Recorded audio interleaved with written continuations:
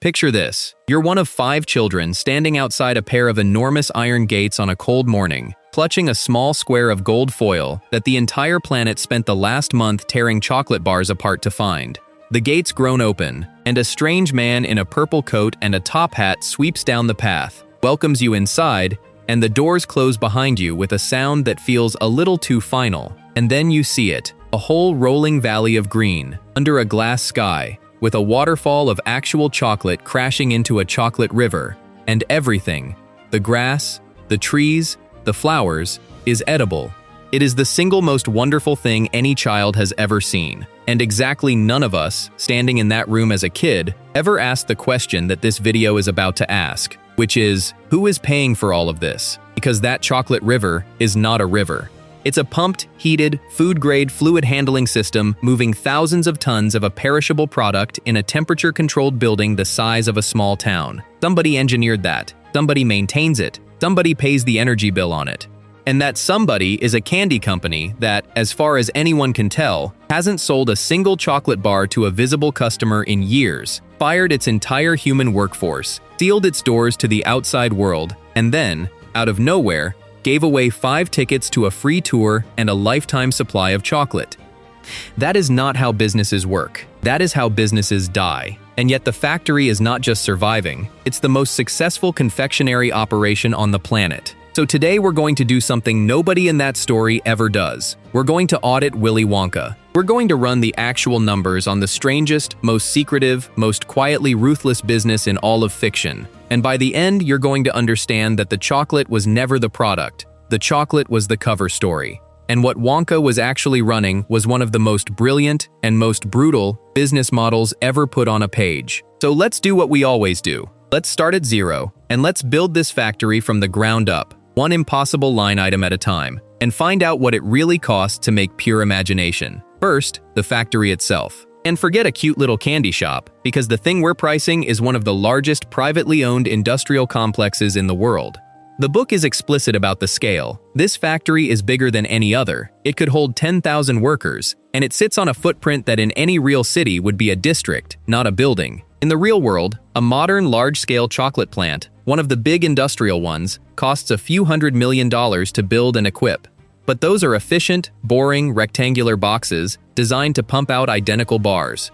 Wonka's factory is the opposite of efficient. It's a sprawling, multi-level, architecturally insane structure with a glass ceiling over an indoor valley, artificial weather, a functioning river, and dozens of custom rooms that each break several laws of physics and probably a few of chemistry. You are not building a factory. You are building a themed industrial city under one roof, and hiding it in plain sight in the middle of an ordinary town. Call the land, the structure, and the base industrial build $500 million, and know that's conservative for a building that contains its own climate. Add it to the total, $500 million, and we haven't turned on a single machine. And already, notice the strange thing about this business, the thread that runs through the entire video. Almost none of this spending makes obvious sense. A normal chocolate company spends money to make chocolate more cheaply. Every dollar Wonka spends seems designed to make chocolate more impossibly, more theatrically, more expensively than anyone else on Earth. Hold that thought. It's the key to the whole mystery, and we'll come back to it. And before we go inside, it's worth asking what kind of business this even is, because that tells you how strange the number is going to get. In the real world, the giants of chocolate, the household names, are enormous, publicly traded, ruthlessly efficient machines. They live and die on shaving fractions of a cent off the cost of a bar, because when you sell billions of identical bars, a fraction of a cent is a fortune. They are transparent, audited, regulated, and boring by design. Because in a low-margin commodity business, boring is what survival looks like. Wonka is the exact opposite of that on every single axis. He is private to the point of invisibility. He is inefficient on purpose. He is unregulated, uninspected, and unaudited. His margins are a complete mystery. And instead of one product made 1 billion times, he makes 1,000 impossible products, most of which never sell at all. If a real chocolate company is a high-volume, low-margin, transparent commodity business, Wonka is a low-volume, unknown-margin, totally opaque luxury and research business wearing a candy company's coat. He has more in common with a secretive defense contractor or a private fashion house than with anyone who actually sells chocolate. And that mismatch, a candy brand's face on a black box empire's body, is the first real clue that the chocolate was never the point. Now, the inside. And this is where the budget stops behaving like a factory and starts behaving like a magic show that happens to produce candy. Let's start with the famous one, the chocolate room, the river, the waterfall. Understand what this actually is as a piece of engineering. You have a large volume of liquid chocolate, a substance that seizes, burns, and spoils the moment conditions drift, being continuously pumped over a waterfall to mix and aerate it, and channeled through an open river inside a building. Food safety-wise, this is a nightmare that would give a real health inspector a heart attack. The pumps alone, moving that much viscous fluid around the clock, are enormous. The heating to keep tons of chocolate liquid permanently is a staggering energy cost, more like running a small foundry than a kitchen. And the whole thing is open to the air, which means constant cleaning, constant filtering, constant replacement of product that's exposed and unsellable. That single room, the river and its systems, is easily a $50 million installation, and it costs a fortune every single day just to keep the chocolate moving and warm. It is, economically, the most expensive water feature in human history, and it produces, as far as we can tell, no directly sellable output. It exists to be beautiful. Add it to the total, $550 million. And then there are the other rooms. And the other rooms are where the real money is. Because the other rooms are a research and development division disguised as a funhouse. The inventing room, with the everlasting gobstopper, a suite engineered to never get smaller, which is either a miracle of food science or a legal impossibility depending on which lawyer you ask. The three-course dinner chewing gum, the fizzy lifting drinks, hair toffee, square sweets that look round, television chocolate that can be transmitted through the air. Every one of these is a moonshot R&D project. In the real world, a single new consumer food product, from concept to shelf, can cost millions to develop, test, and fail at, and most of them fail. Wonka is running dozens of these programs at once, permanently, with a whole wing of the factory dedicated to inventing things that mostly don't work and occasionally rewrite what candy even is. That's not a candy kitchen. That's a pharmaceutical company's R&D budget aimed at dessert. Call the standing research and inventing operation another $100 million a year, forever. And understand we are now describing a company that spends like a tech giant to produce lollipops. And then there's the transport. Because a factory this size needs to move people and product through dozens of levels. And Wonka, being Wonka, did not install a normal elevator. He built the Great Glass Elevator, a vehicle that goes up, down, sideways, long ways, and, in the sequel, straight up through the roof and into orbit. Price that honestly for a second. It's a pressurized glass-walled vehicle that moves in every direction inside a building, which means it's not an elevator at all. It's a bespoke transit system with the engineering demands of a spacecraft and the structural nightmare of being made of glass. There is no catalog you order that from. It's a one-off aerospace project living inside a candy factory, and a one-off aerospace project is tens of millions of dollars that will never appear on any competitor's books, because no competitor is insane enough to want one. Call the elevator and the internal transport systems another $30 million of capital that does, again, nothing a normal freight lift couldn't do, except be miraculous. Add year one's R&D and the transport to the total. We're at $680 million, and the factory has not yet made a cent of visible revenue. Now, before we go any further, I have to explain the engine of this entire operation, because everything we've priced so far, the insane building, the river, the R&D, is economically impossible on its own. No candy business could carry these costs. Something is subsidizing all of it, something enormous, and the story tells you exactly what it is if you're willing to look at it as an accountant instead of a child. It's the workforce. Here's the situation Wonka was in. His factory used to employ thousands of ordinary workers, and his competitors, real chocolate rivals, started planting spies among them, stealing his recipes, copying his inventions.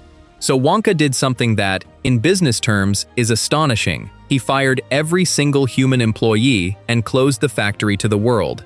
And then, quietly, he restaffed the entire operation with an imported workforce brought in from far away, housed entirely inside the factory, and paid, according to the text, in cocoa beans. Now, I want to be careful here, because the story frames this as whimsical, and the economics of it are anything but. Let's look at it cold. Wonka replaced a paid human workforce with a resident workforce that lives on-site, never leaves, cannot leave, has no other employer, no competing offers, no union, no wages in any currency they could spend in the outside world, and is compensated in the very product they manufacture. In labor cost terms, this is the single most extreme arrangement imaginable.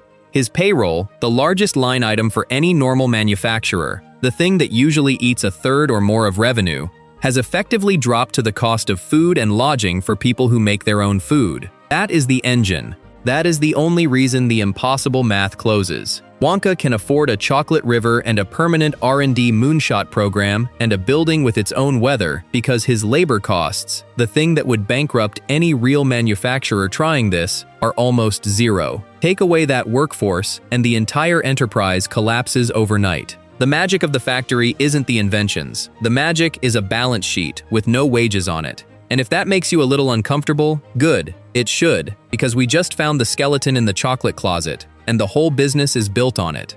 Okay, let's talk running costs. The things that bleed money every single day, even with a nearly free workforce. Ingredients first, and at this scale, they're brutal. A factory producing chocolate in the volumes implied here is buying cocoa, sugar, and milk by the shipload, and cocoa in particular is a volatile commodity whose price can double on a bad harvest. Even for a normal plant, raw ingredients are the second biggest cost after labor, and Wonka has quietly deleted the labor cost, which means ingredients are now his single largest ongoing expense. Millions of dollars a month flowing in as raw cocoa and flowing out as, apparently, mostly free samples. Energy next, and we've touched on it, but let's be clear. A building that maintains an indoor climate, heats tons of chocolate to a permanent liquid, runs industrial pumps around the clock, and powers a wing of experimental machinery is drawing the electrical load of a small city. This is a serious, permanent, seven-figure annual energy bill.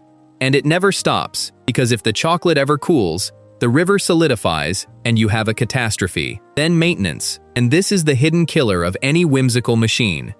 Every custom, one-of-a-kind, physics-defying contraption in that factory has no spare parts, no manufacturer's warranty, and no one to call. When the great glass elevator breaks, and a glass elevator that also flies is going to break, there is no repairman. Everything is bespoke, which means everything is expensive to keep running, and a factory full of unique machines is a factory full of unique things that can fail. Roll it all together, ingredients, energy, maintenance, and the modest upkeep of the resident workforce, and the annual operating cost of this factory lands somewhere around $150 million a year, every year, to run a company with no visible sales. Add year one's operating cost to the total. We're at $830 million, and the meter is running. And now, the hidden costs. Because Wonka's factory has a list, and every item on it is the kind of thing the golden glow of the story is carefully designed to distract you from. Hidden cost number 1. Industrial espionage and security. Remember, the entire reason the factory went dark was that competitors were stealing from him.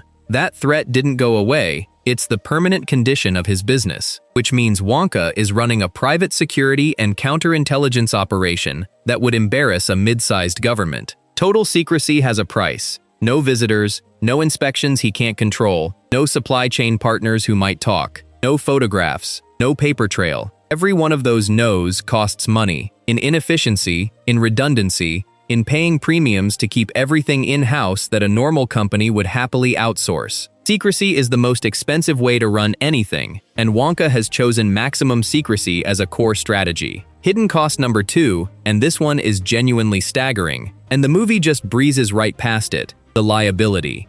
Think about what actually happens on that tour. One child is nearly drowned in the chocolate river and sucked up a pipe. One is blown up into a giant blueberry. One is dropped down a garbage chute by trained squirrels. One is shrunk to a fraction of his size by an experimental transmitter. 4 out of 5 children on a guided factory tour suffer grievous, life-altering, arguably permanent industrial accidents on the premises under the direct supervision of the owner, who mostly reacts with mild amusement. In the real world, that is not a whimsical afternoon. That is the single largest premises liability catastrophe in the history of manufacturing. The lawsuits from a single one of those incidents would run into the tens of millions. 4 of them, involving children, with a documented pattern of the owner ignoring obvious hazards, would generate a legal event so large it would have its own newspaper section. Wonka is either paying an army of lawyers and enormous confidential settlements, or he is operating so far outside any legal system that the secrecy itself is what's protecting him, which is its own, darker line item. Either way, the tour is not marketing. The tour is a liability generator on a scale that should, by itself, end the company. Hidden cost number 3, the golden ticket campaign itself. We think of it as a bit of fun, but look at it as a marketing spend. Wonka manufactured a global frenzy. He got the entire planet to buy his chocolate bars in enormous quantities, searching for 5 tickets. That part actually makes him money. It's the one clearly profitable thing in the whole video. But the prize, a lifetime supply of chocolate for the winners, plus a fully catered, fully staffed, single-day event to host 5 families through a facility that normally admits no one, plus the global printing and distribution and verification of tickets in a way that couldn't be counterfeited, is a serious campaign budget. Call it, conservatively, tens of millions of dollars for the whole global stunt. So let's be realistic, like we always are, and put one bad event into the story. Because in a business this exposed, running this recklessly, you don't get to avoid the catastrophic year. One serious lawsuit that actually reaches a courtroom, one machine failure that halts production, one bad cocoa harvest that triples your ingredient costs for a year. Any of these is a $100 million event, and Wonka's business is uniquely built to attract all 3. Add it to the total. We are now well past $900 million, and we still haven't answered the question the entire video has been circling. Where does the money actually come from? Because here is the thing that should have bothered you from the very first minute. A company that spends like this, a $500 million building, $100 million a year in R&D, $150 million a year to operate, tens of millions on marketing stunts, staggering hidden liabilities, has to be earning an absolute fortune somewhere to stay open. And we never see it. There's no visible storefront, there's no fleet of trucks, there are no customers. Just a sealed factory that occasionally emits a chocolate bar and gives things away for free. So let's finally solve it. Optimistic versus realistic, like we always do. The optimistic answer, the one the story wants you to believe, is simple. Wonka's products are so magical and so beloved that the chocolate itself, sold through channels we simply don't see on screen, generates billions, easily covering everything. Maybe. It's possible the invisible wholesale business is a juggernaut, and the factory is just the glittering tip of an enormous, boring distribution empire. If so, the optimistic Wonka is quietly one of the richest people alive, and the whole tour is a rounding error he can afford to indulge. But we deal in realistic, and the realistic answer is far more interesting, and it's hiding in plain sight in the plot, and once you see it, you can't unsee it. The chocolate is not the business. The chocolate is the marketing. The factory doesn't primarily sell candy. It generates intellectual property, a permanent, unstoppable pipeline of impossible inventions, everlasting gobstoppers, and television-transmittable chocolate and food science miracles that no competitor can reproduce because they can't get inside to steal the method. Wonka isn't a chocolatier. He's the sole owner of the most valuable, most secret food technology patent portfolio on Earth. And the candy you can buy is just the thin, consumer-facing sliver of an R&D empire whose real value is the locked vault of things nobody else knows how to make. And that reframes the single most famous event in the whole story, the golden tickets. We think Wonka ran that contest to sell chocolate, or to bring joy, or on a whim. He didn't. He tells you outright, at the end, why he did it. He was old, he had no heir, and he had a priceless, secret empire and no one to leave it to.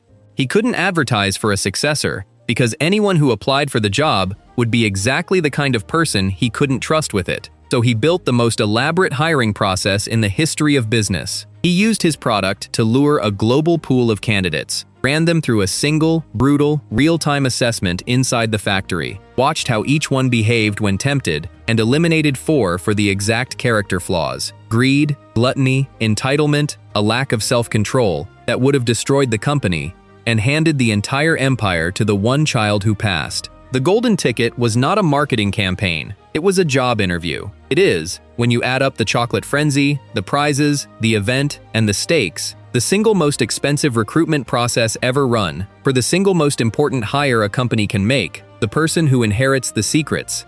And measured that way, against the value of the empire it was protecting, it might have been the best money Wonka ever spent. So the money question is settled, which leaves the real question, the one that was never about money at all. What was Willy Wonka actually building? Because it was never really about the chocolate.